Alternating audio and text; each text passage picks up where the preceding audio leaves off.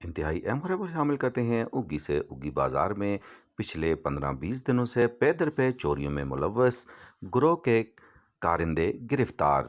تفصیلات کے مطابق اگی بازار میں چوری کی متعدد وارداتوں میں ملوث گروہ کے 4 کارندے گرفتار۔ متعدد چوری کی وارداتوں کا انکشاف اور اقرار بیکری، توحید روڈ، شاہد بوٹ ہاؤس، کیمری کی دکان اور آہر میں ہارڈ ویئر کی دکان پر چوری کی واردات کرتے ہوئے رنگے ہاتھوں چوکیداروں نے گرفتار کر لیا۔ مال مسروقہ بھی برآمد۔ گروہ میں بچوں کے ہونے کا انکشاف، 6 گرفتار، باقیوں کی گرفتاری کے لیے چھاپہ زنی جاری۔